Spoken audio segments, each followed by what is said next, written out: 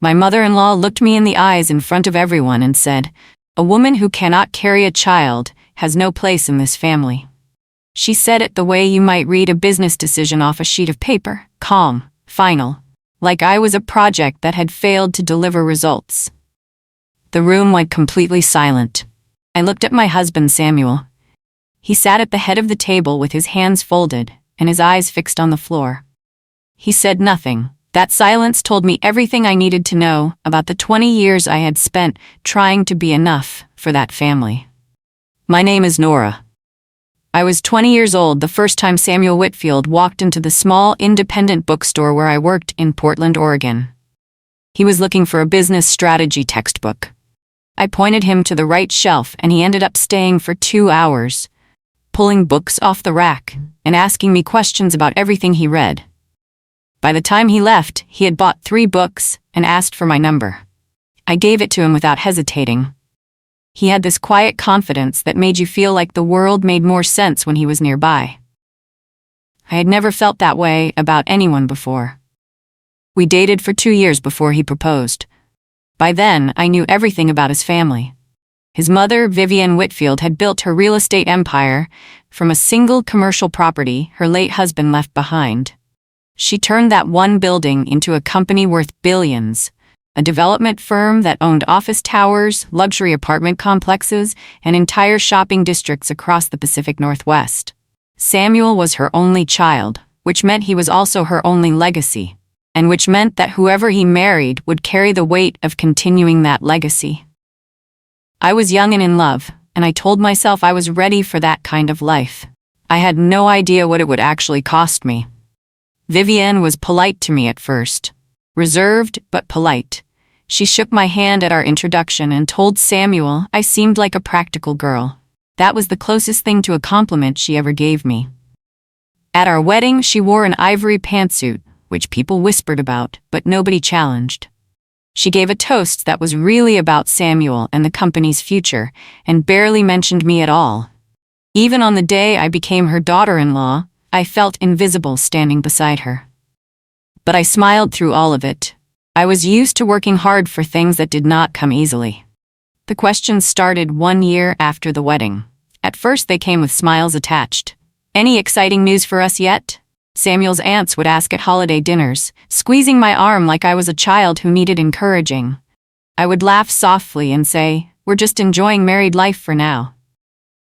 But inside, I was already beginning to feel the pressure building, like water behind a dam. Samuel and I had talked about children. We both wanted them. We were not even worried yet. But the family was already watching, already counting, already expecting. By our 3rd year of marriage, Samuel and I had seen 2 doctors. Both of them told us the same thing. We were both healthy. There was no medical reason we could not have a child. "Sometimes it just takes time," the second doctor said, writing nothing on his notepad. We drove home in silence that evening.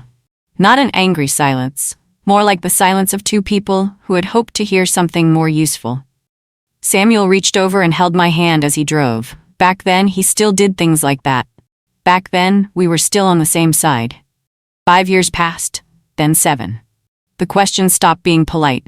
Vivienne began making comments at family gatherings that she never bothered to disguise. "Samuel needs to start thinking seriously about succession," she would say, looking directly at me. Or, "A man in Samuel's position can't afford to put these things off indefinitely." I learned to keep my face still during those moments. I would hold my fork steady and keep chewing. But every single comment landed somewhere deep in my chest and stayed there, adding to a weight I carried everywhere I went. What I did not know was that Vivienne had started having private conversations with Samuel. She told me this herself much later, after everything fell apart. She had been meeting with him alone, filling his ears with her version of our story. That I was the reason we had no children. That time was running out. That the Whitfield name needed an heir. She never said these things to my face until the very end. She worked quietly, like someone laying a foundation nobody could see. And slowly, piece by piece, she pulled my husband away from me. By our 12th year, Samuel had changed. Not all at once. It happened the way seasons change, So gradually you almost miss it until you look back and realize summer is completely gone. He stopped defending me at family gatherings. He stopped reaching for my hand. He began agreeing with his mother's sighs and her pointed looks. Once, when his aunt made a cutting remark about me running out of time, Samuel gave a short, uncomfortable laugh. He caught himself and stopped. But I had heard it, and I never forgot it. 15 years into our marriage, I stopped attending certain family events. It was easier that way. Samuel never asked why. That told me everything. I filled the empty hours with work. I had been managing the administrative office of a private school in the city for years, and I threw myself into it completely. My colleagues became my real community. I was genuinely happy there, in a way I had not felt at home for a long time. But every night I drove back to a house that felt less and less like mine. Every night I slept beside a man I was slowly losing to his mother's voice.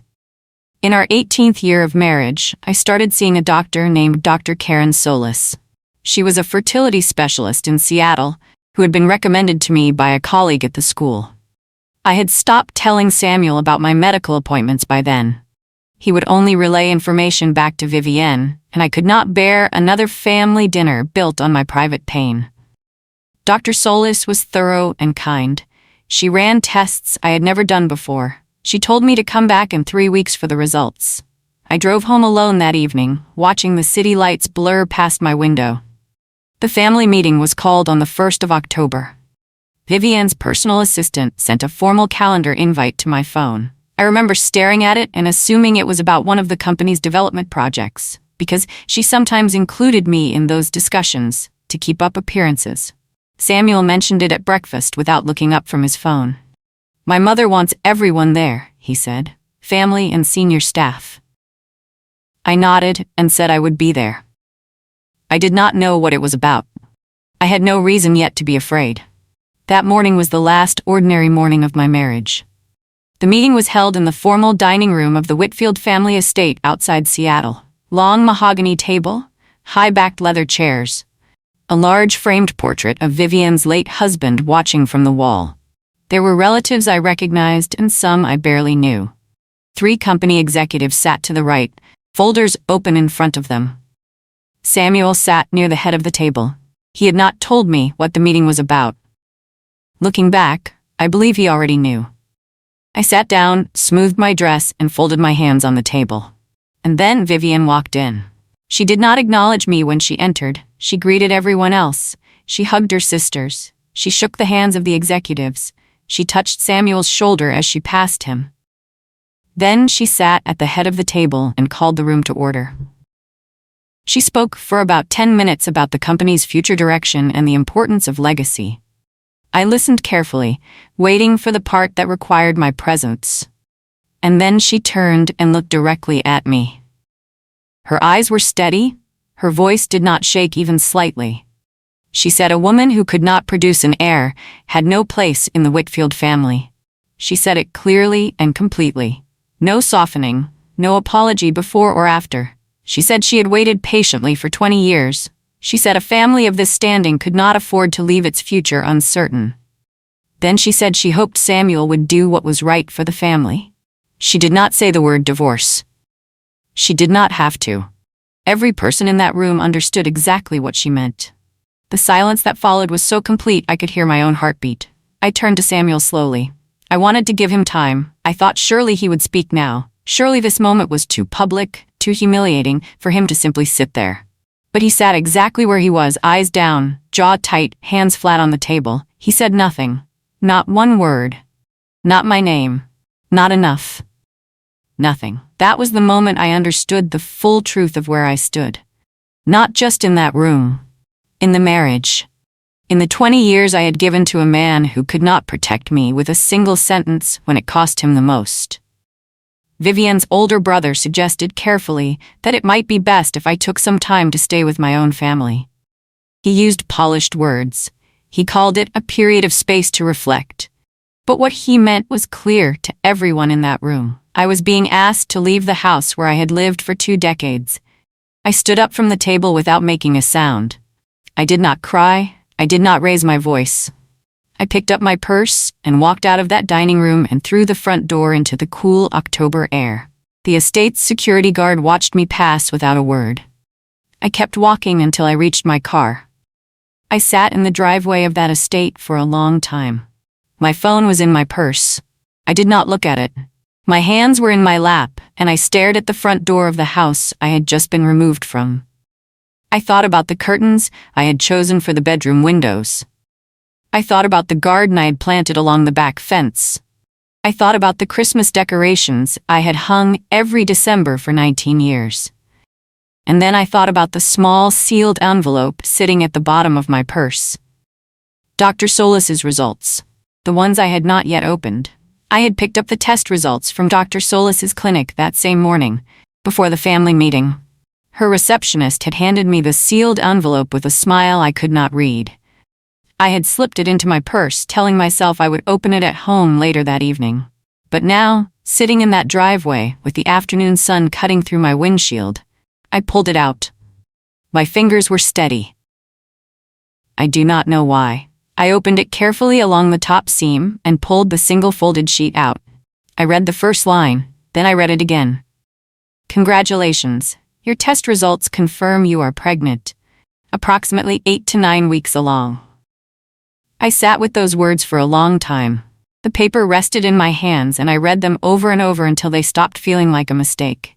8 weeks. That meant this had happened almost 2 months before. Vivienne stood up in front of her family and her executives and declared me unable to carry a child.